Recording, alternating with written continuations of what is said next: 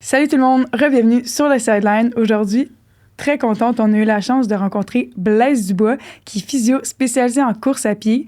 Vous le connaissez probablement pour être le fondateur de la Clinique du coureur. Il est en fait reconnu à l'international pour tout ce qu'il fait pour la course à pied. Puis, il est auteur du livre « La santé par la course à pied ». On a eu une super belle discussion avec Blaise sur tout ce qui touche la course à pied et les enfants. On a parlé de prévention, de blessures reliées à la course à pied. On a parlé de chaussures. Bref, si tu es un coureur ou que tu désires commencer à courir, ce podcast est pour toi. Alors bonne écoute!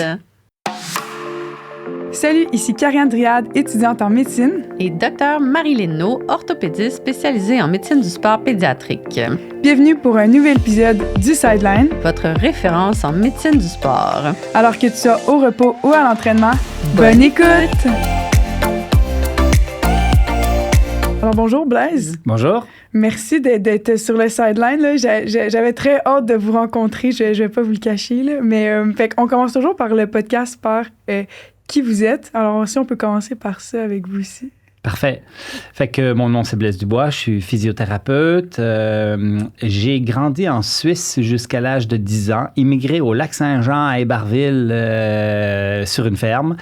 J'ai grandi sur cette ferme-là, puis après ça, je suis allé faire mes études collégiales à Sherbrooke pour jouer au soccer avec les volontaires. Et puis après ça, je suis allé à l'Université Laval en physiothérapie et j'ai gradué en 1998. J'ai commencé à travailler dans les cliniques de physiothérapie PCN, duquel je suis devenu propriétaire. En 2008, j'ai fondé la Clinique du coureur, qui maintenant a à peu près 80 collaborateurs enseignants un peu partout dans le monde. On enseigne dans une quinzaine de pays et puis en 7 différentes langues. Donc, on a fait quelque chose qui a une portée qui est intéressante. Et puis, la Clinique du coureur, c'est un organisme de formation continue qui a une veille systématique de la littérature. Donc, on trie toutes les semaines tout ce qui est indexé sur Running Runners dans Medline. Donc, ça nous tient bien occupés. On a 8 maintenant PhD qui débattent sur cette science pour en faire quelque chose de vulgarisé et de digeste pour les professionnels de la santé et pour les coureurs. Et puis, voilà. Et puis, il y a quelques années, j'ai écrit un livre, La santé par la course à pied. Après, on a développé le coaching du coureur qui s'adresse aux coureurs directement, plutôt qu'aux professionnels de la santé comme la clinique du coureur. Et puis, voilà. En gros, c'est ça. Mais ça, je pense qu'on peut peut-être continuer un petit peu sur la clinique du coureur. Je pense que ça me semble être une super belle ressource pour tous les coureurs. Là. Tout se passe en français dans cette organisation-là, c'est ça? Alors, le core est en français, mais on est traduit en japonais, en italien, en espagnol, en beaucoup de langues, parce qu'on enseigne justement dans tous ces pays-là. Okay. On enseigne en différentes langues. Fait que on a le livre vulgarisé pour les coureurs, qui est une ressource en français, qui est aussi traduit en italien et qui va l'être prochainement en anglais. Okay. Et puis après ça, il y a le site web, lacliniqueducoureur.com, où on a plein d'informations. Il y a un blog, il y a plein de choses où on peut justement, en différentes langues, trouver l'information qui nous plaît. Donc, dans le fond, aujourd'hui, on va essayer d'aller chercher un maximum d'informations par rapport à la course à pied et un peu notre mission là, sur le Sideline. Mais pour n'importe qui écoute le podcast et qui veut en apprendre plus, c'est une bonne ressource. Peut-être commencer par le site web de la Clinique du coureur. Certainement, qui est gratuit. Puis là-dessus, vous allez trouver plein d'infos. Puis bien évidemment, si c'est des professionnels de la santé, on a des formations continues. Fait qu'on en a sur le diagnostic, sur le traitement, sur les fondamentaux de la course à pied. Mais on a aussi la santé de la femme, la nutrition. On a la physiologie, préparation à l'entraînement. On a des cours aussi avancés. Dans 2 semaines, on a une vingtaine de personnes de partout dans le monde anglophones qui viennent au Québec pour se former pendant 10 jours. Donc, ils sont nourris, logés, blanchis et on fait de la formation avancée avec eux. Fait qu'on touche à plein de choses. Oh, wow, super. Mais dans le fond, nous, notre mission là, sur le Sideline, c'est vraiment d'éduquer les jeunes athlètes sur différents sujets en lien avec le sport, les athlètes, leur écosystème, les parents, les coachs, etc. Donc, on va commencer en parlant de la course à pied et les enfants. Ouais. Puis, il y a beaucoup de questionnements par rapport à ça. Moi, j'ai beaucoup de patients qui viennent des familles puis ils demandent est-ce que mon enfant peut courir? Puis, j'ai l'impression qu'il y a comme un mythe dans la société que la course à pied, c'est pas pour les enfants. Ouais. C'est bizarre, hein? C'est quoi ton opinion là-dessus? Non, mais c'est vrai, puis je sais pas d'où ça vient. En fait, les recommandations sur le niveau d'activité physique que les enfants devraient avoir est assez clair, puis ils devraient faire 1 heure d'activité quotidiennement, de façon intense même. Donc, on parle de jouer au soccer, on parle de faire des activités qui vont essouffler l'enfant, qui vont l'amener à courir un peu partout. Et quand on tombe dans la course à pied, ben on a des fois des restrictions un petit peu. Puis la World Athletic, avec toutes ces filières, par exemple au Québec, l'Association québécoise la Fédération québécoise d'athlétisme, ont statué sur des limites maximum pour faire courir les jeunes. Fait que quand tu as 9 ans et moins, ben, tu n'as pas le droit de faire, par exemple, plus que 3 km. Et en compétition, ça, c'est 3 km en compétition, mais c'est 6 km total dans la semaine. Mais si le jeune va jouer une game de soccer, ben, il va faire ça en une fois, puis ça va être terminé. T'sais. Fait que je ne sais pas pourquoi on met des restrictions comme ça, qui, en plus, ne sont pas basées sur des données probantes, ne répondent pas même aux recommandations internationales sur le niveau d'activité physique chez les enfants. Donc, des choses qui ne tiennent pas tellement la route. Moi, je pense que les enfants, il faut les motiver au maximum à bouger. Puis s'ils veulent courir, ben, ils peuvent courir autant qu'ils veulent. Puis, OK, fait que là, autant qu'ils veulent, mais est-ce qu'il y a des recommandations pour un enfant, justement, s'il veut courir? Est-ce qu'il y a des trucs à donner? Si un enfant ne veut pas vraiment courir, est-ce qu'on devrait le forcer à courir? C'est quoi votre avis là-dessus? Bien, le forcer, non. En fait, la première chose qu'il faut faire, c'est essayer de les motiver à être actifs. Puis n'importe quelle activité où ils sont actifs, c'est cool. C'est-à-dire que si lui a du plaisir à courir, tu sais, on sait, par exemple, que l'enfant, l'activité physique, le niveau d'activité physique chez l'enfant est un très bon prédicteur d'activité physique plus tard à l'âge adulte. On sait par contre aussi que la spécialisation hâtive, c'est-à-dire je fais que le même sport de façon très focus dès le bas âge, est un très bon prédicteur que tu feras plus cette activité-là plus tard. J'adore. Donc, c'est super important de motiver les jeunes à bouger, à trouver une manière ludique et le fun de faire de la course à pied. Et puis, ben, je vais nommer, par exemple, les grands clubs de course au Québec avec Natacha Gagné, qui est la fondatrice de ça. Ben, ils font courir plein de jeunes. C'est comme des clubs de course, mais avec du fun, du plaisir, des choses qui sont tripantes. Fait que, tu sais, courir après un ballon, c'est correct, là. Courir dans le bois puis s'arrêter pour regarder les papillons, c'est correct aussi. L'objectif, c'est juste de bouger. Puis pourquoi souvent les jeunes, justement, on dirait qu'ils accrochent pas tout de suite sur la course, tu sais, c'est comme... Ouais, ben en fait, vois-tu, moi, j'ai contaminé mes enfants un peu à la course. Moi, j'ai 4 enfants. Je suis grand-père d'une petite fille. Et puis, ben, mes filles, quand ils étaient jeunes, ils ont toutes couru là, parce qu'on allait dans les événements sportifs, parce qu'on faisait les mini-marathons, parce qu'à la maison, ben, on allait courir dans la forêt ou on allait courir jusqu'au terrain de soccer pour aller s'amuser. Et puis, ben, ils ont été actives, mais sans que ça soit organisé, structuré avec un plan d'entraînement. C'est peut-être ça qui est un peu problématique. Un peu un modèle familial, si les parents sont actifs. Exactement. Font souvent des sorties, mais déjà, ça donne un exemple.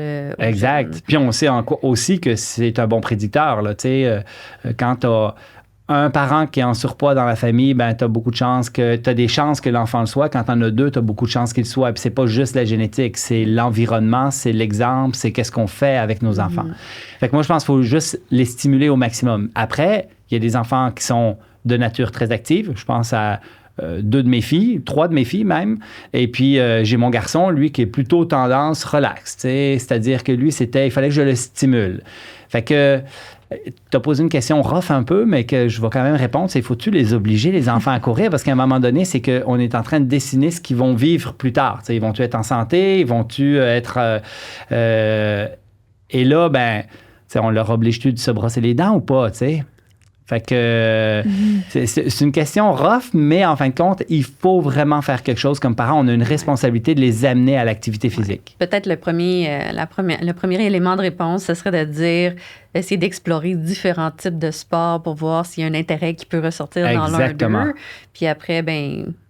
Ouais. Je suis d'accord quand même qu'il faut trouver quelque chose là, pour leur futur. Tu sais, il y a une différence entre il faut que tu ailles faire ton jogging quand tu as 3, 4, 5, 6, 7 ans. Là, ça ne marche pas. Mais ben, il faut aller dehors, puis on va aller s'amuser dehors, puis je vais aller avec vous s'amuser dehors. Ben, ça, c'est autre chose. Maintenant, on a un enfant qui a l'air d'avoir un intérêt pour la course, mais nous, on n'est pas nécessairement un coureur, tout ça. Comment on commence? On a une petite fille là, de 8 ans, puis elle a l'air d'aimer ça, faire plus sport solitaire, si on veut. Comment on commence la course? Alors, il y a pour moi 2 choses essentielles à bien expliquer à cet enfant-là. C'est-à-dire que tout ce qu'il doit faire doit être intégré de façon graduelle. Alors, si la personne a été très active plus jeune, ben, c'est pas un problème d'aller jogger puis d'aller courir. Tu sais. Puis à cet âge-là, en plus, c'est que si elle a 8 ans, elle va s'adapter extrêmement vite.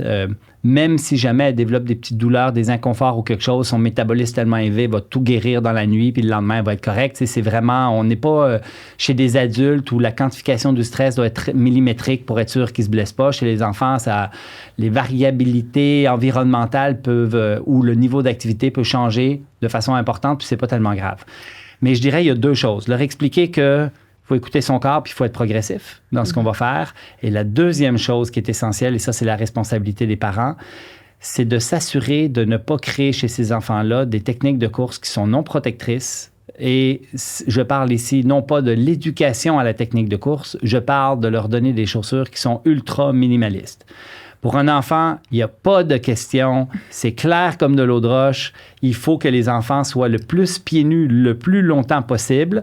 Et au moment où on est obligé socialement d'avoir des chaussures, ben là, on s'organise pour avoir des chaussures qui interfèrent le moins possible avec la biomécanique et parce que là, on va leur donner des habitudes. En fait. C'est vraiment intéressant parce que moi, comme orthopédiste pédiatrique, une question qu'on me pose souvent quand les enfants commencent à marcher, mais quels souliers je devrais mettre dans les pieds de mes enfants? Les parents veulent acheter des petites chaussures en cuir blanche là, qui coûtent une fortune, mais la réponse, c'est la même.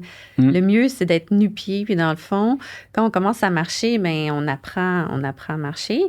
Et la chaussure, son rôle à ce moment-là, c'est juste de protéger le pied du sol. Tu sais, s'il y a des cailloux ou des choses comme ça, c'est le seul rôle qu'elle a, parce que dans le fond, on veut que l'enfant marche nu-pied et qu'il ait une bonne proprioception, qu'il sente bien le sol, etc. Fait que, dans le fond, ce que tu dis, c'est que c'est un petit peu la même chose quand on commence à courir. Parce qu'on va développer une bonne technique de course si on ne court pas sur un matelas, là, ou sur des chaussures super épaisses. Qui interfèrent avec la neurophysiologie, les perceptions de l'impact au sol. Et ce que ça fait, en fin de compte, c'est que plus une chaussure... Là-dessus, là, il y a des super études. Là. On a des études même sur l'incidence des blessures. Tu compares des jeunes Kenyans qui ont l'habitude d'être pieds nus versus des Kenyans qui ont l'habitude d'être chaussés.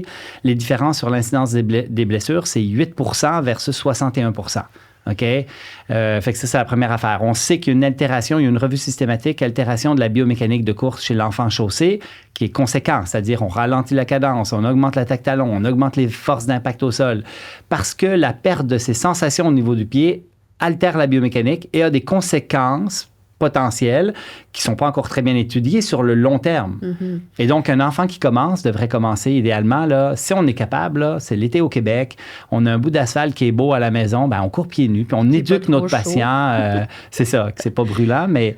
puis, tu sais, on dit des chaussures pour protéger du froid, de la chaleur, des surfaces abrasives et de la ponction de l'environnement, s'il y a des cailloux pointus et tout. Mais... Moi, je vais au Kenya une fois par année pour faire des camps d'entraînement puis organiser des formations. Et puis, c'est impressionnant de voir les jeunes qui ont 8, 10, 12 ans, qui sont pieds nus, qui courent super vite sur les cailloux du Kenya et sans jamais se blesser. C'est-à-dire que ces personnes-là, c'est très rare qu'ils vont vraiment se blesser le pied parce qu'ils ont un derme beaucoup plus épais, ils ont une musculature de pied qui est beaucoup plus solide et ils ont un pied qui s'est adapté à ça, qui serait l'idéal. Puis, tu sais, un parent qui dira « Ah, ben moi, j'ai pas d'argent pour acheter des chaussures de course minimalistes. » La réalité, c'est que peu importe, c'est mieux de courir que de pas courir parce que tu n'as pas de chaussures. C'est sûr. La seule chose, c'est que il n'y a pas moins cher qu'une chaussure minimaliste sur le marché aujourd'hui. Puis je ne parle pas de la chaussure minimaliste, dite minimaliste pour la course à pied dans une boutique spécialisée. Je vous parle de celle de chez Walmart, qui est un soulier d'eau, qui est zéro drop, super flexible, super simple et qui va coûter 10$. OK.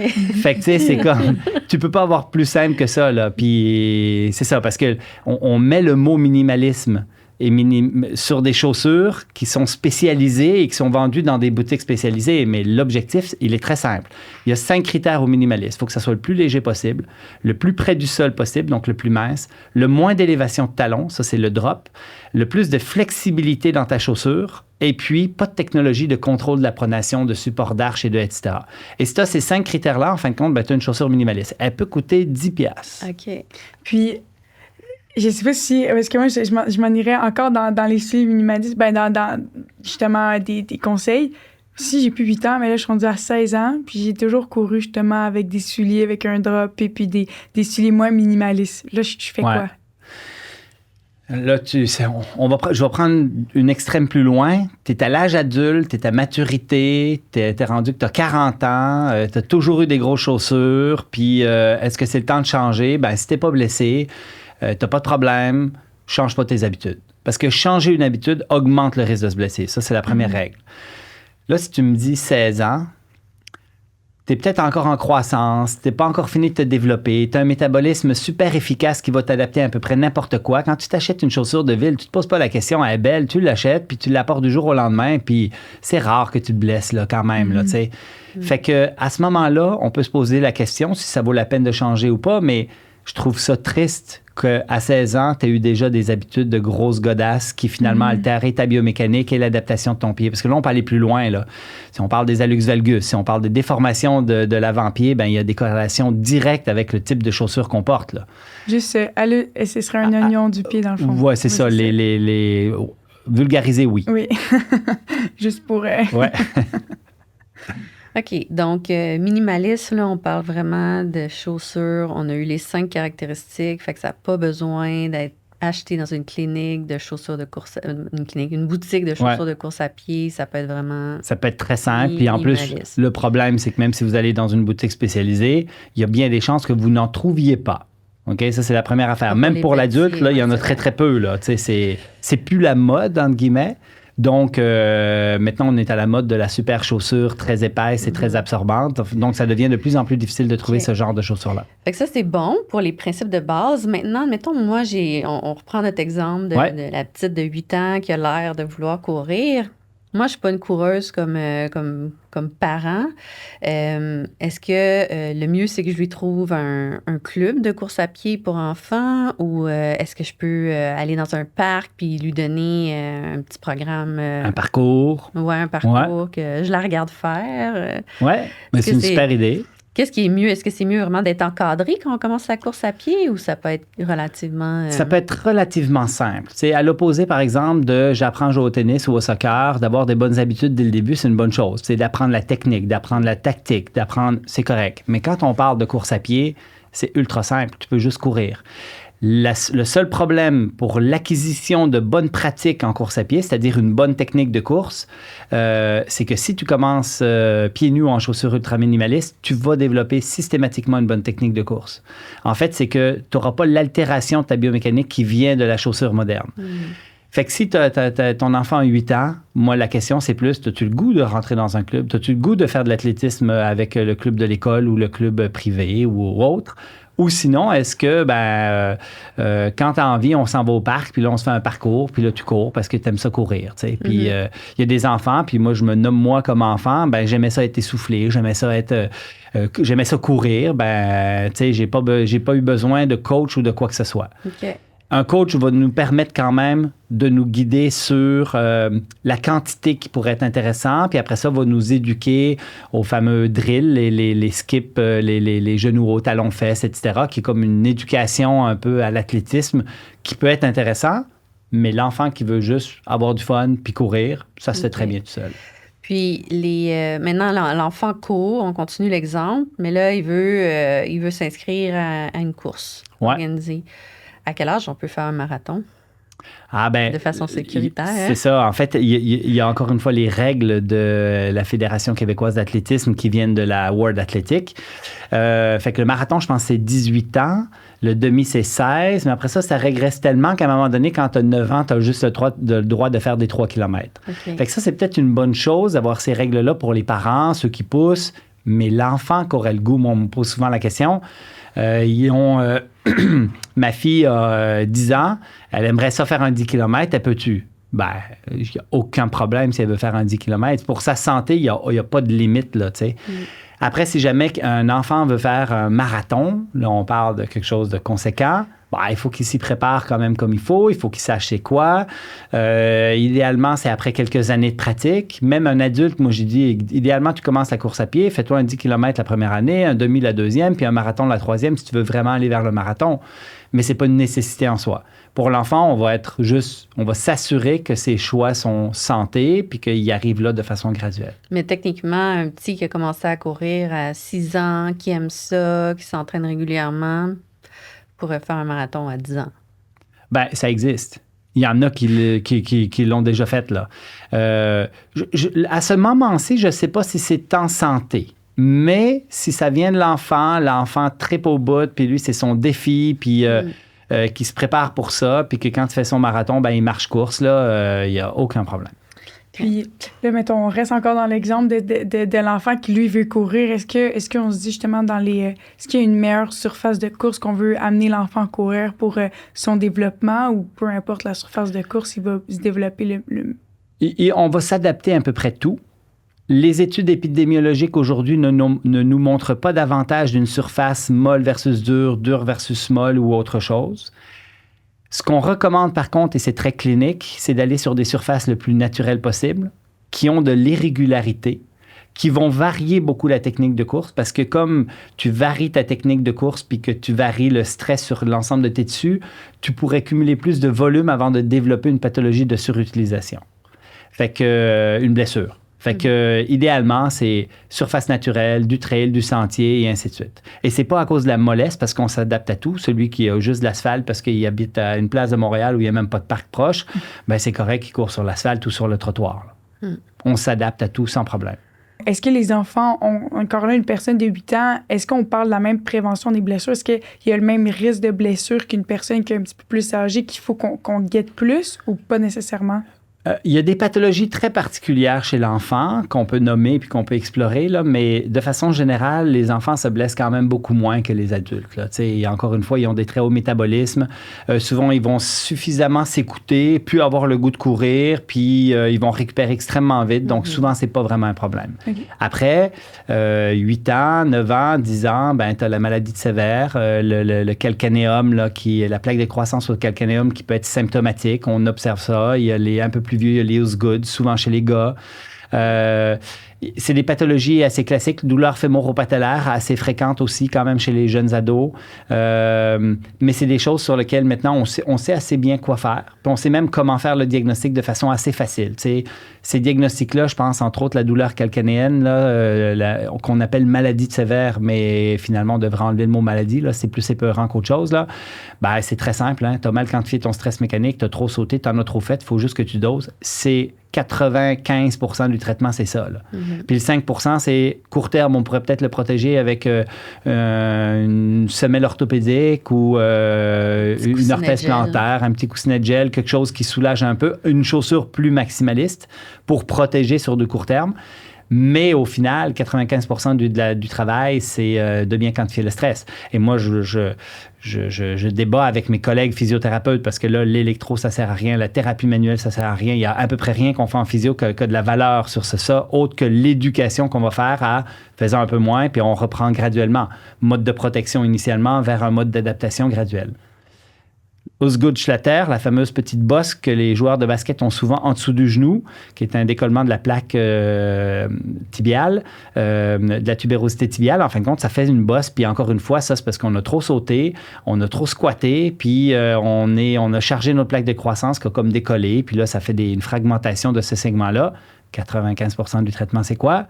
Quantifier le stress mécanique, le bon dosage en fonction de ça. Puis on n'a même pas besoin de faire de radio, on n'a pas besoin de l'investiguer, c'est un diagnostic qui est purement clinique. Et il n'y a pas de chirurgie, puis il n'y a pas rien à faire avec ça. Là, fait qu'il n'y a pas d'hypermédicalisation à avoir avec ces conditions-là. Puis en fait, je pense que c'est super important d'en parler parce que les enfants, on a dit tantôt ce qui est important, c'est d'écouter son corps, mais un enfant, ça n'écoute pas son corps. C'est très résilient à la douleur, puis surtout les enfants athlètes, donc ils vont attendre très longtemps avant de dire qu'ils ont de la douleur ou de le mentionner parce qu'ils pensent qu'ils vont avoir une conséquence sur leur, leur heure d'entraînement ou quoi que ce soit. Mais la réalité, c'est que si on le dit rapidement, puis qu'on est pris en charge rapidement, mais ça va prendre moins de temps à guérir notre problème. Tu sais, un Osgood-Schlatter qui est pris rapidement, puis qu'on quantifie justement le stress plus vite, selon la douleur, bien, ça va être beaucoup moins intense comme prise en charge que si on est rendu qu'on n'est plus capable de marcher. Mais là, il va quasi falloir te mettre dans le plâtre. Tu sais. Fait que c'est important. Je pense que ça, c'est un message vraiment important pour les jeunes. De quand on a une douleur qui apparaît quelque part, c'est pas normal quand on est jeune de se coucher le soir, avoir une douleur puis qui est encore là le matin. Ça devrait partir le lendemain matin. Puis les jeunes évoluent tellement vite dans leur pathologie là, que moi, si ça dure plus que 3 jours, chez un enfant, ça vaut clairement la peine de rapidement rencontrer quelqu'un pour être orienté adéquatement. 100%. Puis, tu sais, quand je dis rapidement, ben, c'est important, si tu vas voir un physio, qu'on ne te fasse pas pour une maladie sévère, des ultrasons, puis de l'interférentiel, puis des modalités passives qui servent à rien, là. Tu sais, il faut être coaché sur quoi faire, quoi pas faire.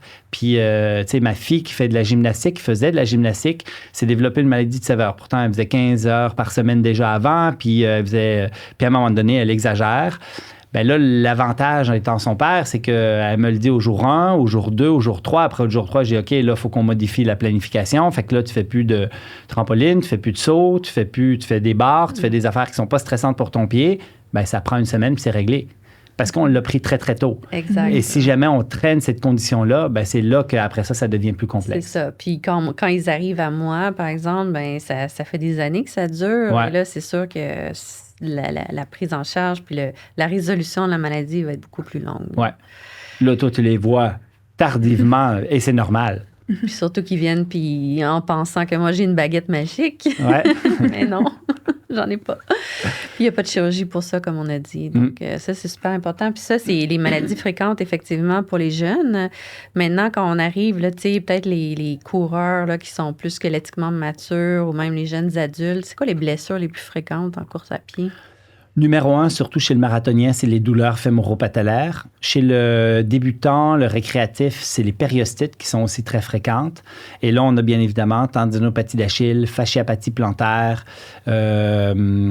Après ça, le syndrome de la bandelette pour les marathoniens, donc les douleurs sur le côté du genou. C'est pas mal les pathologies les plus fréquentes. Puis on a toujours aussi toutes les fractures de stress, crête tibiale postéromédiale, diaphyse métatarsienne. Les fractures de stress qui vont être classées en 2 grosses catégories. Puis ça, c'est important là, pour les cliniciens là, de savoir si c'est des fractures à haut risque ou des fractures à bas risque parce que ça change vraiment l'approche qu'on va avoir avec ce genre de fracture de stress-là.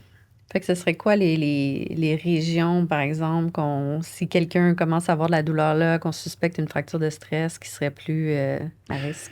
En fait, les fractures de stress à haut risque, il y en a 10 au niveau du corps. Puis, si on commence par en haut, tu as les problématiques du col fémoral, le bord externe de la diaphyse fémorale. Donc, les douleurs profondes au niveau de la hanche, c'est pas toujours des fractures de stress, bien évidemment, mais on va les investiguer pour s'assurer que c'est quel type de fracture de stress.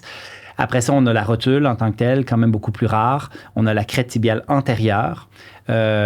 Puis après ça, on a quelques pathologies au niveau du pied, base du 2e, base du 5e, talus, naviculaire. La seule chose, c'est que 90% des fractures de stress chez le coureur, c'est des fractures à bas risque. C'est-à-dire, c'est des fractures qui ont des bonnes évolutions, qui ont des bons pronostics. Et je prends les 3 les plus fréquentes là, chez le coureur, c'est crête tibiale postéromédiale, donc la fameuse périostite, on a mal à l'intérieur du tibia sur la crête, puis là, on a un point précis qui fait très mal, qui peut être une fracture de stress, mais c'est des fractures de stress que moi, j'investigue même pas. Pas de résonance, pas d'écho, pas rien. Là. Même pas de radiographie simple quand ils viennent me voir en première intention puis que c'est des coureurs. La deuxième plus fréquente, c'est les diaphyses métatarsiennes. Et puis la troisième, c'est la fibula. On pourrait rajouter le calcanéum. Là. Ces 4 fractures de stress-là sont les plus fréquentes chez le coureur. Je ne les investigue pas parce que cliniquement, on peut faire le diagnostic ou avoir du moins une suspicion de diagnostic. Donc, on les traite comme si c'était une fracture de stress, même si on n'est pas 100% sûr, parce que l'évolution est bonne, puis que se reposer un peu puis reprendre graduellement va être suffisant. Fait que ça, est-ce que c'est comme un peu le principe de traitement de tous ces diagnostics-là qu'on a nommés? Certainement. Tu sais, si tu regardes, je te donne un exemple. On a publié un papier dans le BJSM sur les douleurs fémoro-patellaires, projet de doctorat de Jean-François Esculier. On a fait 3 groupes. Le premier groupe, on a juste éduqué à la quantification du stress, c'est-à-dire sois progressif, réduis ton volume puis ton intensité si ça fait mal, tu reprends après ça si ça fait moins mal. On dose en fonction de la réponse du corps. OK? Puis ce qu'on veut dans ces douleurs-là, c'est dire, même si ça fait mal un peu pendant parce que ça fait longtemps que tu as mal, c'est pas grave, parce qu'on a pris toutes des conditions chroniques de plus de 3 mois. Si, par contre, la douleur, après ça, doit disparaître, elle doit disparaître, cette douleur-là, dans le 30-60 minutes qui suit ton activité. Et le lendemain, il faut que tu sois capable de refaire la même chose. Si tu n'es pas capable de refaire la même chose, c'est pire. Oups, là, tu as mal quantifié. Fait que, il y avait un groupe, c'était juste la quantification. L'autre, c'était quantification avec tout un programme de renforcement musculaire, contrôle alignement fessier, etc. Et le troisième groupe, c'est de l'éducation à la course à pied. Donc, augmenter la cadence, faire moins de bruit pour réduire le vertical loading rate, même courir sur l'avant-pied pour certains cas pour réduire le stress sur le genou. On a comparé ces 3 groupes-là. On les a suivis sur 8 et 20 semaines. Aucune différence. Juste quantifier le stress était suffisant pour améliorer ces conditions chroniques de plus de 3 mois de douleur fémoro-patellaire. Ça ne nous dit pas qu'il faut arrêter de donner des exercices puis d'arrêter de donner des conseils sur la biomécanique. Ça nous donne l'importance de la quantification du stress mécanique. Il faut absolument, quand un coureur vient nous voir puis qui est blessé, lui expliquer ce concept de dosage optimal avec la réponse souhaitée. T'en fais trop, tu vas te sensibiliser, tu vas t'irriter, tu vas t'inflammer. Puis là, tu vas tomber dans une cascade, dans un processus pathologique. Tu vas t'enliser dans ce processus-là progressivement. Tu n'en fais pas assez, puis tu fais rien, tu vas te déconditionner. Tu vas perdre de la tolérance au stress, puis tu vas être capable d'en faire de moins en moins à force de moins en faire. C'est l'histoire du plâtre qu'on garde pendant 6 semaines, puis que finalement, après 6 semaines, on a une atrophie musculaire, puis on a plein de choses qu'on ne voit pas, mais nos tendons sont plus fragiles, nos ligaments sont plus fragiles, nos os se sont fragilisés aussi. Fait que c'est toujours ce concept-là. Pas le pas assez, pas le trop, le juste milieu, stimuler son corps pour créer des adaptations, mais sans dépasser sa tolérance maximale. Et à force d'être dans cette zone, on augmente la tolérance et on est capable de courir de plus en plus. Quelqu'un qui commence, s'il veut faire 10 km demain, la probabilité de se blesser est extrêmement élevée. S'il commence par 1 km, puis si ça va bien 2, puis ça va bien 3, puis qu'il fait une progression sur quelques semaines, la probabilité de se blesser est beaucoup, beaucoup moindre. Ça va un petit peu dans le concept de prévention. Tu sais, quand on commence à courir, on sait par notre entourage, parce que la société véhicule, il y a beaucoup de pathologies associées à la course. Est-ce que c'est un peu ces principes-là qu'on suit aussi quand on commence à courir pour prévenir d'avoir des blessures, dans le fond? C'est pareil. C'est pareil. En fait, la quantification du stress, c'est le meilleur outil de prévention qu'on a aujourd'hui. L'éducation au bon dosage en fonction de la réponse. Quand on est blessé, c'est la même chose. Et là, quand on a une chirurgie ou qu'on a une blessure traumatique, on vient de se faire un croisé, puis là, on quantifie le stress dans la reprise aussi. C'est toujours la même chose. Et c'est en lien avec la plausibilité biologique. En fait, l'humain est fait pour s'adapter. Il faut juste le stimuler dans le bon dosage. Donc, peux-tu juste nous redire en mots très simples, qu'est-ce que ça veut dire, la quantification du stress? Oui, c'est ça que j'allais demander aussi. Ouais. Quantifier le stress mécanique, ça veut dire on va doser la quantité d'activité qu'on applique sur notre corps pour s'assurer que notre corps ait une réponse adaptative, pour s'assurer qu'il se solidifie au fur et à mesure du stress plutôt que de se fragiliser parce qu'on en a trop mis ou pas mis assez. Donc, moi, personnellement, si je veux faire ça, si je vais courir, je sais que j'ai donné assez de doses d'exercice à mon corps si je commence à avoir, par exemple, une petite douleur quelque part ou... Si tu as une petite douleur quelque part, probablement que tu es sur ta ligne rouge. Tu es celle du supérieur. Donc, faut que j'arrête. Normalement, tu aurais dû arrêter avant même d'avoir des douleurs. Mais comment on le sait juste avant que la douleur apparaisse? On le sait pas. OK? Fait que là, concrètement, ça veut dire quoi? Tu commences la course à pied. Tu dis, moi, j'ai 35 ans, je commence la course à pied, puis tu sais, ça fait 1 an, 2 ans que j'ai pas vraiment fait de sport parce que j'étais trop occupé, puis là, je veux commencer la course à pied. On a des programmes à la clinique du coureur de reprise de course ou de débuter la course. Il y en a aussi dans le livre qui commencent à 3 fois 1 minute. Puis là, tu vas dire, ouais, t'as pas eu 3 fois 1 minute, là, je suis quand même plus en forme que ça. Je doute pas que physiologiquement, tu sois capable d'en faire plus. Je suis même beaucoup plus inquiet d'un cycliste qui est en super forme de course de vélo, qui se met à la course à pied puis qui, lui, est capable de courir 1 heure avec sa physiologie. Mais courir 1 heure, c'est un stress considérable sur ses os, ses tendons, ses cartilages, pour lequel il n'est absolument pas adapté parce que lui, il faisait du vélo avant, donc pas d'impact. Fait que je suis même moins inquiet de la personne qui est déconditionnée, qui est obèse puis qui n'est pas en forme, qui commence la course à pied. Parce que lui, il va faire 3 fois 1 minute puis il va avoir son quota. Mais si ça va bien 3, après ça, on va faire 4. Puis le surlendemain, on va faire 5. Et un des meilleurs conseils que je peux donner aussi aux gens qui commencent la course à pied, c'est de courir tous les jours.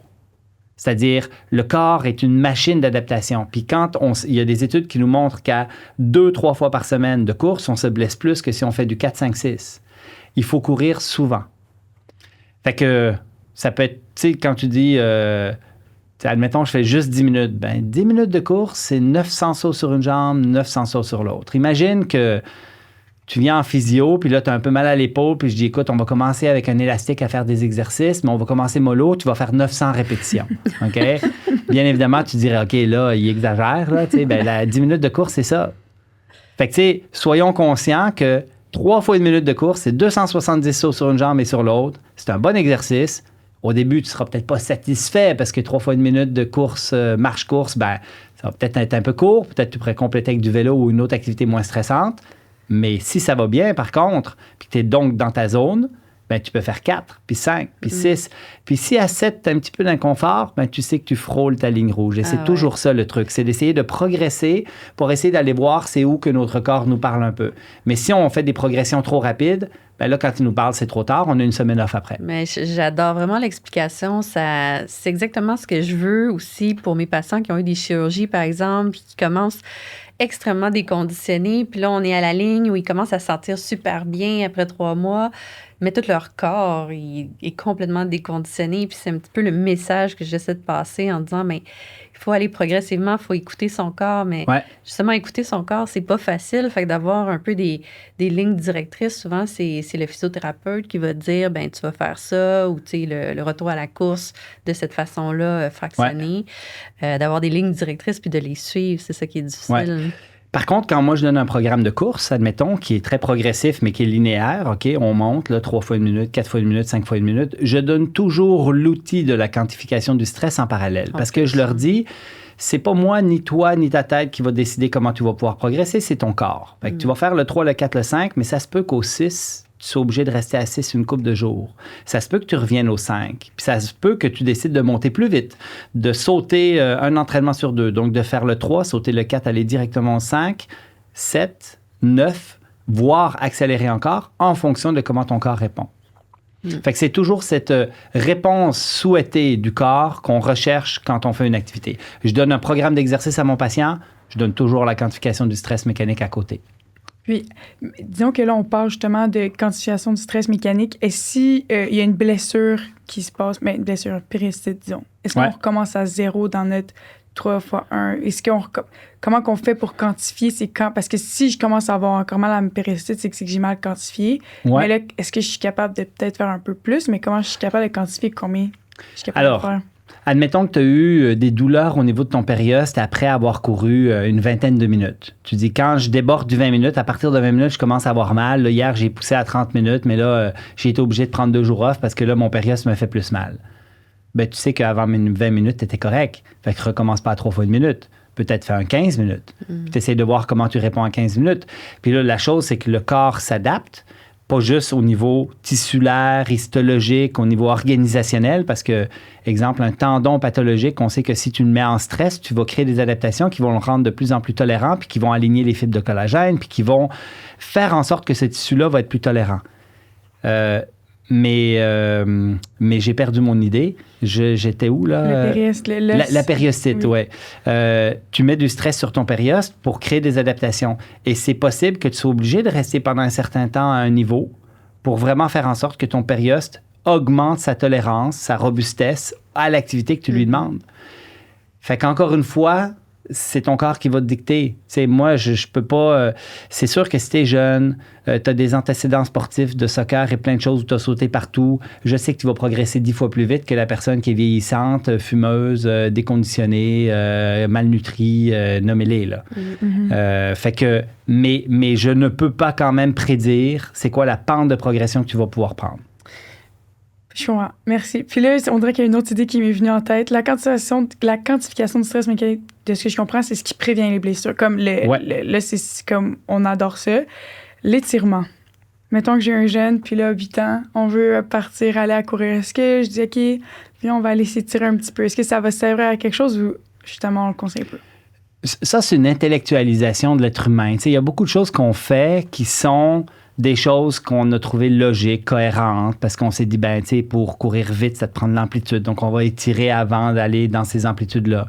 Il y a des choses qu'on fait aussi qu'on a intellectualisées parce que l'être humain, ben, il est de plus en plus sédentaire, puis il bouge de moins en moins, puis il est assis toute la journée. Fait que là, on se dit, est-ce que ça vaudrait la peine de conserver notre mobilité?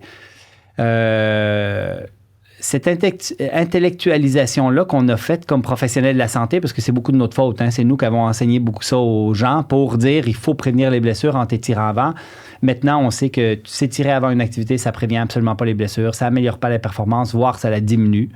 Ça ne prévient pas les blessures, voire ça pourrait toujours l'augmenter si tu fais une activité de force-vitesse après une activité de stretching continu, prolongé. Idéalement, tu te rends à 60 secondes. Là, on sait que c'est un vrai effet délétère.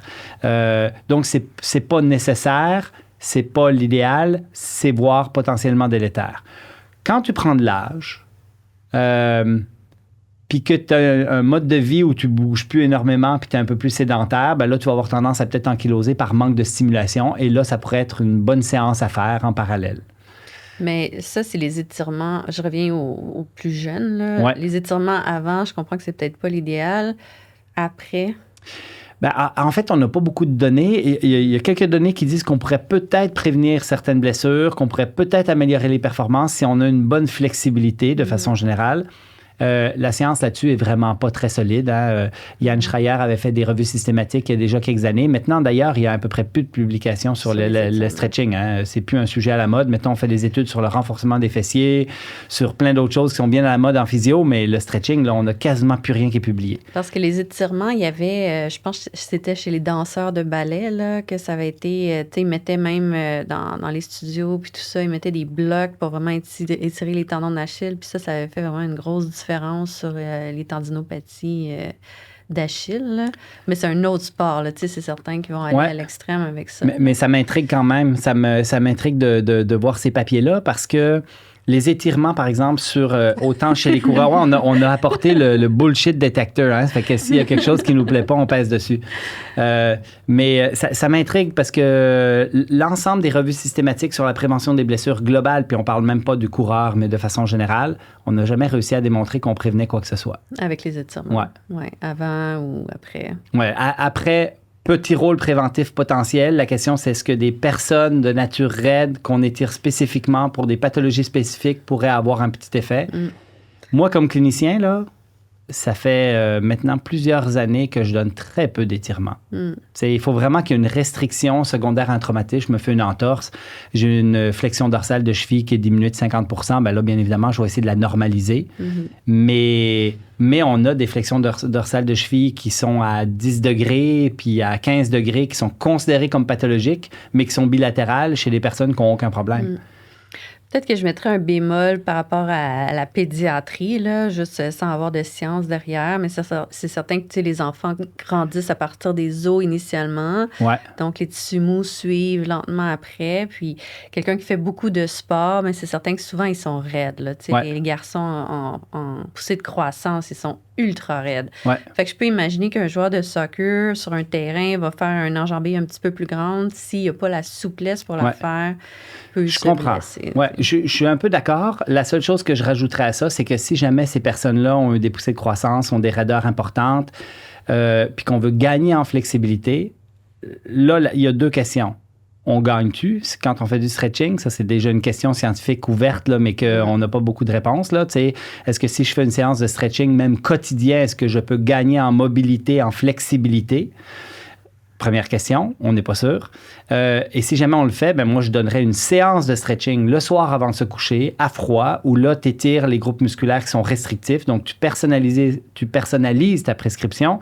Et là, tu fais des séances où tu fais du 3 fois 30 secondes, voire 5 fois 30 secondes de différents groupes musculaires pour essayer de gagner. Puis là, tu espères que ça marche.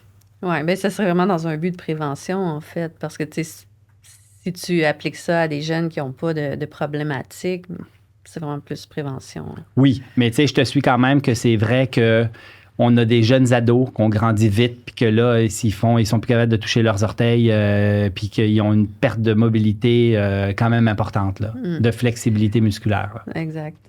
À part l'étirement, est-ce qu'on fait quelque chose? Est-ce qu'on y va à froid à courir nos 2-3 fois 1 minute ou il faut qu'on marche, qu'on fasse quelque chose avant? Ou même le jeune de 8 ans, est-ce qu'on peut dire, OK, on va courir ou faut faire quelque chose pour se réchauffer? Le jeune de 8 ans, là, il va te mettre un sprint n'importe quand tu veux. Ça changera absolument rien pour lui. Il se fera pas de claquage non plus. Son système nerveux est pas assez encore quick et efficace pour faire en sorte qu'il puisse se blesser. Là. Ça fait que j'ai pas de gêne avec lui. On lui donne rien, on court, puis c'est tout.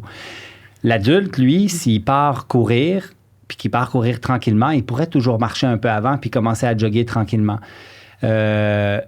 Si jamais il fait des intervalles, puis il dit, OK, là, moi, aujourd'hui, je vais faire une séance de vitesse. Là, ça peut valoir la peine, d'augmenter sa température corporelle. Donc, tu vas faire un 20 minutes de jogging avant pour rendre tes tissus moins visqueux, qu'il y ait un peu plus de flexibilité sans les avoir étirés et sans avoir altéré tes mécanismes à l'étirement parce que tu peux altérer ton réflexe H, en fait, des trucs un peu complexes, mais qui font en sorte que tu es plus à risque d'aller te claquer un muscle si tu t'es bien étiré en statique avant d'aller faire un sprint. Ça, c'est la meilleure recette pour aller se déchirer un muscle. Fait que si, par exemple, tu fais de la vitesse, tu augmentes ta température, puis après ça, ben, tu fais des petits tempos graduellement, de plus en plus vite pour arriver à la vitesse à laquelle tu veux le faire, puis là, tu es prête. On n'a pas eu besoin de s'étirer statiquement, surtout pas.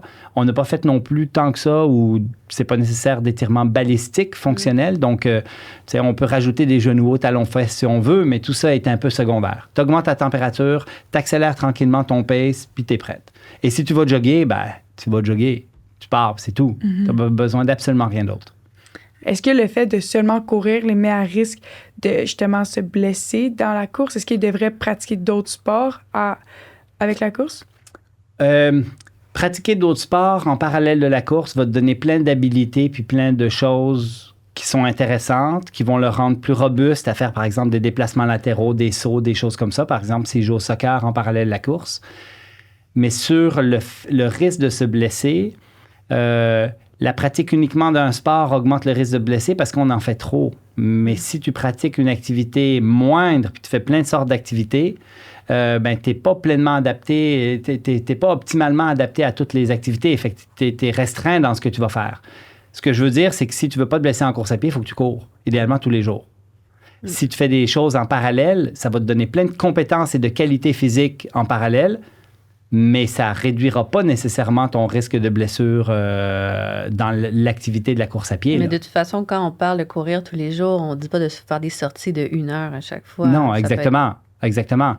Puis si je prends l'enfant, ben c'est tous les jours d'être actif, puis de toute façon, idéalement par le jeu. Fait que lui, il va sauter droite-gauche, il va monter sur la balançoire à l'envers, puis il va, le toboggan, tu sais. Parce que ce serait quand même... je suis certaine qu'il y en a, mais tu sais, des jeunes, par exemple, qui jouent au soccer 12 mois par année dans 3-4 équipes différentes, puis qui font carrément juste ça, le soccer, puis excluent tous les autres sports, on en voit souvent. Mais course à pied, qui exclut vraiment tous les autres sports. Il n'y en a pas beaucoup. Je ne sais pas si tu en as déjà vu. Il n'y en a pas beaucoup. Non, Ouais. c'est ça. C'est certain que, on l'a dit tantôt, la spécialisation sportive précoce qui exclut tous les autres sports, c'est pas bon, Ouais. peu importe le sport, parce qu'on a un enfant en développement, puis comme quand on apprend à marcher, bien, il faut développer différents muscles. Exact. C'est la même chose avec la course, avec le développement du système neuromusculaire. Là. Il faut développer tous les muscles du corps. Exact. Puis la course, ben c'est un excellent sport, mais ça ne va pas entraîner beaucoup les membres supérieurs. Il y a d'autres groupes musculaires au niveau des membres inférieurs qui ne sont pas sollicités non plus. Donc, je pense qu'il faut retenir que c'est correct de faire un petit peu de course tous les jours, mais pas juste faire ça, dans le fond. Idéalement, oui, effectivement. Ouais. Encore en prévention, tu sais, un jeune adulte, par exemple, qui court, qui fait déjà de la course, mais qui ne veut pas se blesser. Ouais. Est-ce qu'il y aurait un avantage d'aller dans une clinique de course, tu sais, faire évaluer sa technique de course pour faire des modifications sur sa technique? Ou... Oui, là, S'il y a j'ai pas de un problème. biais. J'ai un biais associé à ça parce que je suis physio puis j'évalue des coureurs qui veulent pas se blesser puis je les oriente. Puis moi, je pense qu'on a une réelle valeur à donner des conseils à ces coureurs-là. Mais venir en physio, ça coûte cher. Puis quelqu'un, par exemple, qui dit « Écoute, moi, j'ai pas les moyens, es-tu capable de me donner des conseils simples, efficaces, rapides dans un podcast qui, en l'espace de 1 minute, me donne plein de trucs pour pas que je me blesse? » Oui, c'est possible. Tu commences la course à pied. Première affaire, tu quantifies bien ton stress. Tu es très progressif. La deuxième affaire, c'est que tu t'achètes, si tu commences une chaussure simple et minimaliste, OK? Si jamais tu as déjà des habitudes, tu courais déjà, tu gardes les mêmes chaussures si tu n'es pas blessé puis tu n'as pas de problème. Puis après ça, au niveau technique, il y a 2-3 petits trucs qu'on peut donner, dont faire des petits pas. Ça veut dire avoir une cadence plus élevée. Les petits pas sont beaucoup moins traumatisants sur le squelette que les grands pas. Et faire peu de bruit pour modérer les forces d'impact de façon intéressante. Quantification du stress mécanique, chaussures minimalistes, cadence élevée, peu de bruit, bingo. Mais pour faire peu de bruit, il faut courir comme sur la pointe des pieds. Il y en a qui peuvent attaquer du talon subtil, mais amortir en genou davantage, puis avoir quand même des forces d'impact qui sont minimisées. Okay. Mais c'est sûr qu'un des premiers réflexes que les gens vont avoir, c'est de se projeter sur l'avant-pied. Okay. Fait que moi, un enfant, par exemple, qui commence la course à pied, s'il court sur la pointe de pied, j'ai aucun problème. Un adulte qui commence sur la pointe de pied, j'ai aucun problème. Celui qui est un coureur régulier, avec des chaussures régulières, donc maximalistes, qui a des habitudes d'ancrer, donc une cadence de 155 pas par minute. Ça, c'est le classique, c'est la moyenne du coureur récréatif. Si ce coureur-là, du jour au lendemain, achète une chaussure minimaliste, augmente sa cadence à 180, attaque sur l'avant-pied, c'est sûr qu'il se blesse, 100%. Fait que c'est toujours la même question, on sait c'est quoi qui est optimal, idéal sur le long terme, c'est-à-dire qui est cohérent avec tout ce qu'on se connaît de la prévention des blessures. Et en gros, c'est je fais pas trop de bruit, j'ai une cadence élevée, 180 pas par minute, puis j'ai des chaussures simples qui n'interfèrent pas avec ma biomécanique. Mais tout ça, si on commence avec, c'est parfait. Si jamais on n'a pas commencé avec ça, puis qu'on a commencé comme la majorité des gens en allant dans une boutique spécialisée où on te vend une grosse chaussure, puis que là, après ça, malheureusement, tu as pris des habitudes par rapport à ça, il faut que tu sois prudent de vouloir changer. Très prudent. Et la question, même plus loin, c'est veux-tu vraiment changer? C'est ça. Fait que dans le fond, si on court, ça va bien, on n'a pas de blessure, change rien. On continue juste comme ça. Ouais.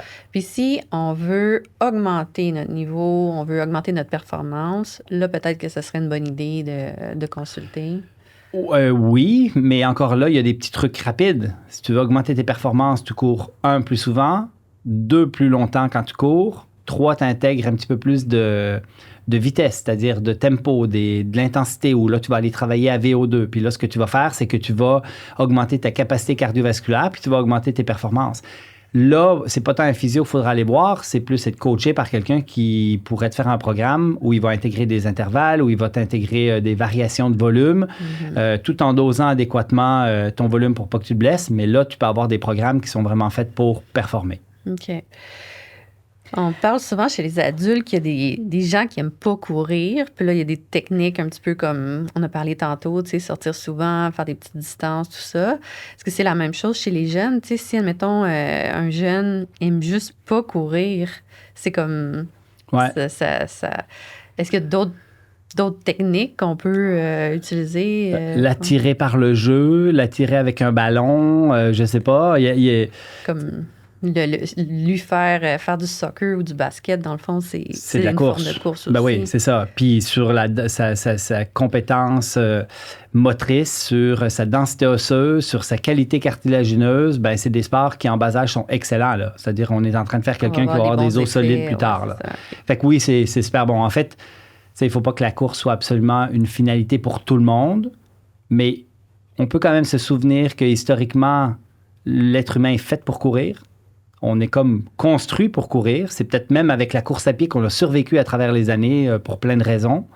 Après, l'enfant, lui, il faut qu'il trouve du plaisir dans ce qu'il va faire. Puis s'il n'y a vraiment aucun plaisir à courir, il faut qu'on essaie de le stimuler par le jeu avec plein d'autres activités et plein d'autres choses. Okay. Et on parlait des adultes tout à l'heure. Ouais. Comment on peut faire pour que l'adulte ait une meilleure... Il dit, OK, moi, je vais commencer la course à pied, il faut que je m'occupe de ma santé, je fais du cholestérol, j'ai un peu de surpoids, j'ai un syndrome métabolique, je commence la course à pied. Comment on peut faire pour que ça dure dans le temps? Moi, je les avertis que les premières semaines, souvent, ils n'auront pas beaucoup de fun. Mais ça va être tellement progressif qu'à un moment donné, ils vont réaliser qu'ils sont capables de courir un certain volume, où là, tu commences à produire tes endocannabinoïdes. Après 20 minutes de course, là, tu produis tes endorphines puis tes hormones dans le cerveau qui font que tu as du plaisir à faire l'activité. L'autre chose aussi, c'est qu'on sait que ceux qui courent le matin, par exemple, ont plus de chances de persister dans l'activité parce que ton activité est faite. Tandis que quand tu cours le soir, tu as toujours 1000 raisons pour arriver au soir et dire « Ah là, aujourd'hui, je suis trop fatigué. Ah là, j'ai pas le temps. Ah là, etc. » Fait qu'il y a des petits trucs comme ça qu'on peut intégrer pour être sûr que les gens développent une habitude saine et le goût de courir. Et moi, je leur dis, il va falloir que tu sois persévérant les 6 premières semaines. Puis après ça, probablement que ça va devenir de plus en plus facile. Puis à partir de 3 mois, tu vas avoir du fun à courir. Autre sujet. Là, on voit les gens qui courent dans la rue, là, puis il y a plein de technologies, tout ça. Une des choses que moi, je remarque, c'est que les gens ont des petites ceintures avec plein de petites bouteilles d'eau. Ouais. Fait que là, qu'est-ce qu'on fait avec l'hydratation? Là? Je sais que c'est tout un gros sujet chez les adultes, tout ça. Chez les enfants, y aurait-tu comme quelque chose de particulier qu'on voudrait dire sur l'hydratation? Non, je pense que, en fait, dans le temps, on faisait une différence entre peut-être les adultes et les enfants. Maintenant, on ne fait plus de différence. C'est la même recommandation pour tout le monde. Puis cette recommandation-là vient d'un consensus d'experts international qui a publié des consensus et des revues systématiques sur, sur l'hydratation. Le dernier, c'est Hugh Butler qui l'a mené sur l'hyponatrémie puis sur l'hydratation dans les marathons. Maintenant, c'est extrêmement clair c'est quoi qu'il faut faire. Il n'y a pas vraiment de doute au niveau scientifique. Je parle des coureurs, mais je parle pour probablement tout le monde. Et c'est vrai autant chez les enfants que chez les jeunes. Et c'est les mêmes recommandations que ma grand-mère faisait dans le temps, c'est-à-dire tu bois quand tu as soif. Avant, pendant et après.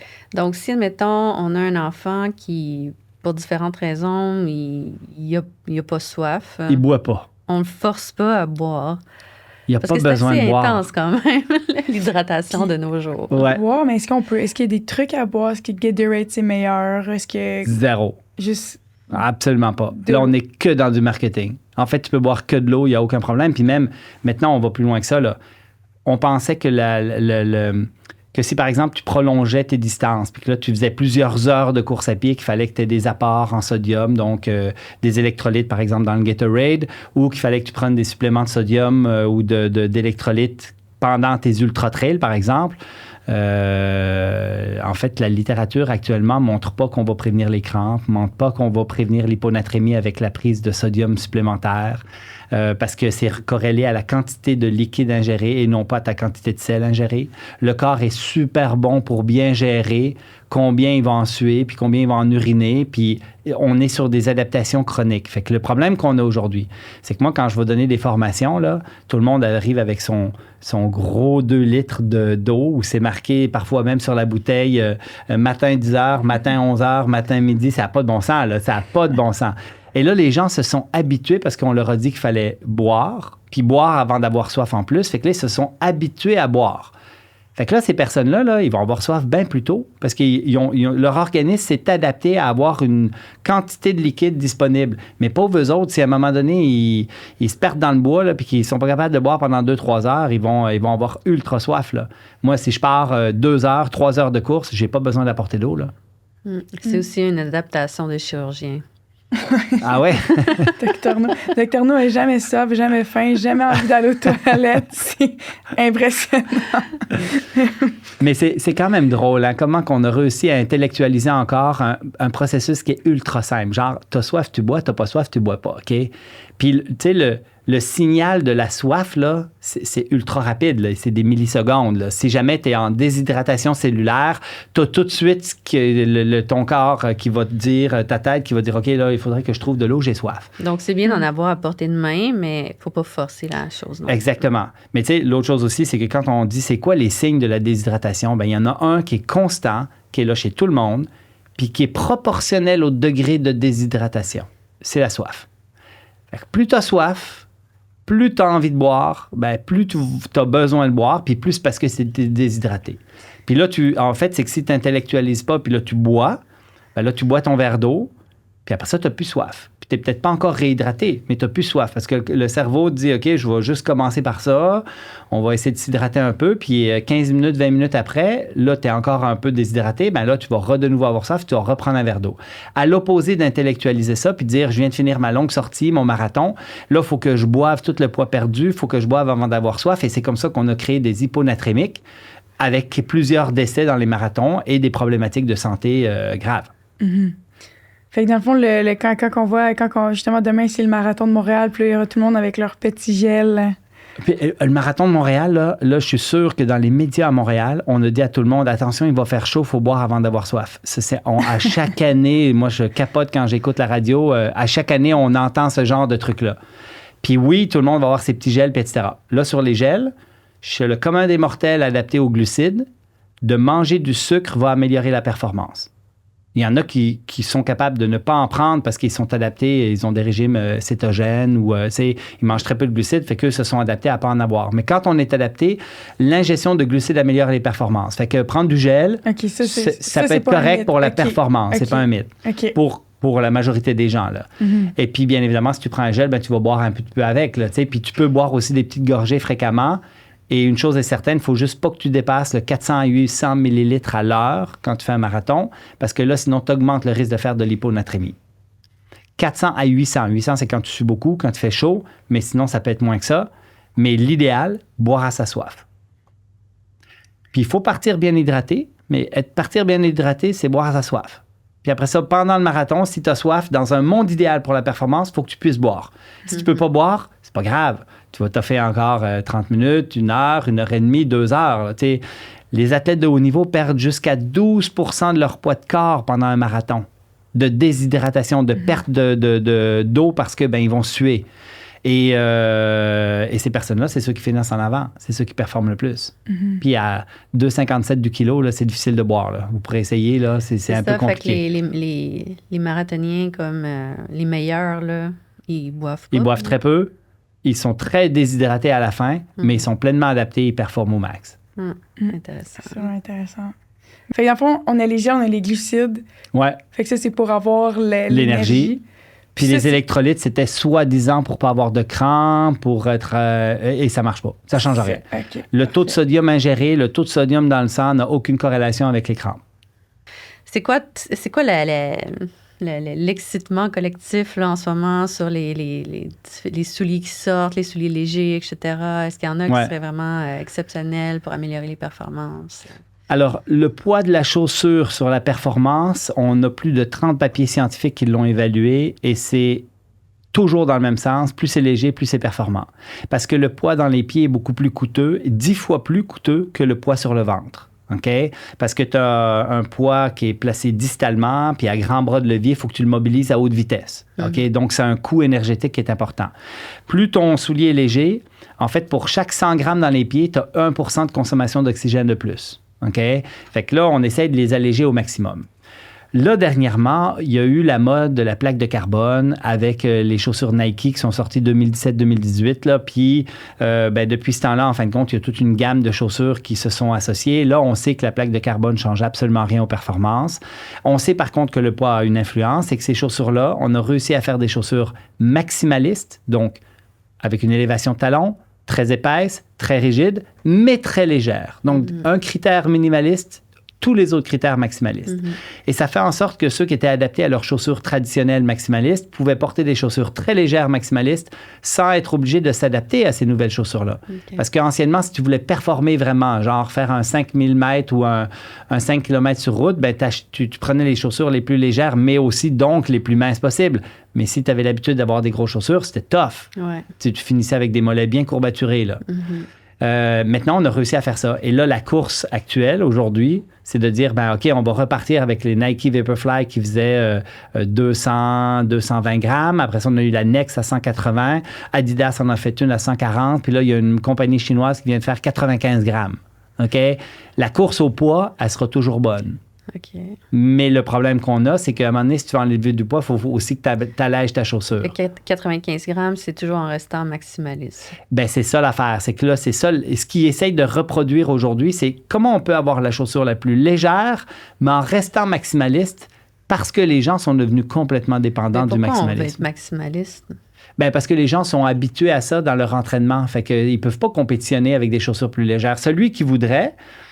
il pourrait très bien dire, je vais m'entraîner avec des chaussures plus minimalistes graduellement, puis après une couple de mois, je vais être capable de courir mes compétitions avec ça parce que je suis pleinement adapté.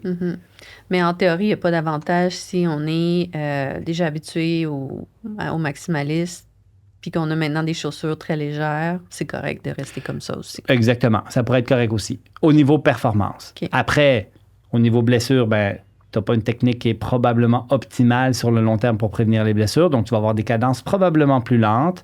Tu vas avoir des forces d'impact un petit peu plus importantes. Il y a plein d'autres raisons. Mais oui, c'est une option qu'on a aujourd'hui qui est quand même correcte. OK. Puis là, on n'arrête pas de parler de minimalisme. Mettons que moi, je veux me trouver des souliers, des chaussures minimalistes. Ouais. Est-ce que je prends comme vous avez conseillé pour l'enfant de 8 ans qui veut... Chez Walmart. Chez Walmart, mes souliers à 10 $, les souliers d'eau, c'est quoi? Où est-ce que je peux trouver ça, les souliers minimalistes? Ben, écoute, moi, par exemple, je fais du trail, puis je cours des distances pas pires en trail, là, c'est-à-dire j'ai déjà fait du 100 km avec des chaussures relativement minimalistes. Le minimalisme, on a publié un papier, un consensus d'experts avec une définition puis une manière de le calculer. Les 5 critères que je vous nommais tantôt ont été validés. On sait que c'est une bonne validité intra-évaluateur quand on mesure les chaussures pour donner un pourcentage d'indice minimaliste. Moi, mes chaussures sont à 70 % d'indice minimaliste. Les chaussures traditionnelles sur le marché aujourd'hui sont entre 10 et 40 %. Ça, c'est maximaliste.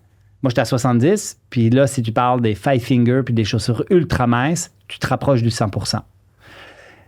On sait que si tu es à 50 % d'indice minimaliste, tu vas avoir des techniques de course qui ressemblent à toutes les grosses chaussures.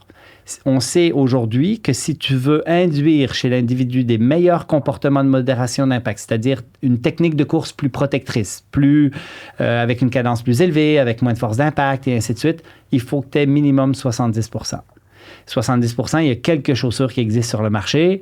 Moi, j'ai des Innovate de 35, mais il y a plein d'autres chaussures qui existent avec Altra et ainsi de suite. Mais sur le marché aujourd'hui, ça représente moins de 5 % du marché. Donc, tu rentres dans une boutique spécialisée, tu vas avoir de la misère à en trouver. Oui, c'est ça. Mais là, je pense à des souliers de trail. Là, vos souliers minimalistes, tu sais, est-ce que c'est... Des fois, juste, mettons, par le terrain, on veut pas des souliers qui sont un petit peu plus anti-dérapantes ou quelque chose comme ça pour nous permettre de ne pas tomber?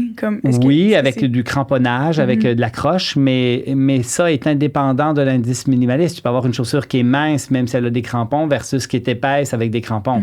Donc, oui, en trail, on aime ça, avoir quelque chose qui n'est pas trop lisse, là, pour avoir un petit peu d'accroche. Mais il reste quand même que tu peux aller dans la catégorie plus minimaliste ou plus maximaliste avec le même profil de chaussure. OK, je vois. Ouais. Super, ça passionne, les chaussures, ça passionne les gens. Ils ont un objet dans les mains, ils ont quelque chose. Oui. Mais je pense que c'est, tu sais, puis on parlait de ça en préparation de l'entrevue. Puis, tu sais, on savait que la chaussure, c'est tellement un sujet super. Tout le monde en parle, mais c'est parce que quand on y pense à la course, t'as aucun équipement sauf la chaussure. C'est la seule place où on peut investir, puis souvent, ça fait qu'on se sent bien quand on a investi. Comme j'ai des bonnes chaussures, tout va être ça, je l'entends tellement souvent. Qu'est-ce que tu as comme chaussures? J'ai des bonnes chaussures. Ouais. OK? C'est comment tu définis les bonnes chaussures? Elles m'ont coûté 240 $. Là. C'est des ASICS, c'est la grosse marque. Puis j'ai acheté ça dans la boutique spécialisée de Montréal. Tu sais, c'est ça l'affaire. C'est que là, tout converge vers ça. Tu sais, ça coûte cher, c'est une marque connue, c'est dans une boutique spécialisée course à pied.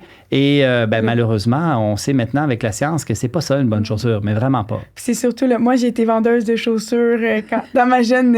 Puis je sais c'est quoi un peu l'esprit d'avoir les compagnies qui viennent puis qui disent, OK, vends 9 chaussures puis t'en as une gratuite, tu sais. Ouais. Fait que moi, je vendais les chaussures, mais je voulais en avoir une paire gratuite, tu sais. Fait que c'est sûr que là, je veux pas non plus avoir les compagnies de chaussures sur mon dos, mais les gens qui écoutent, tu sais, comme...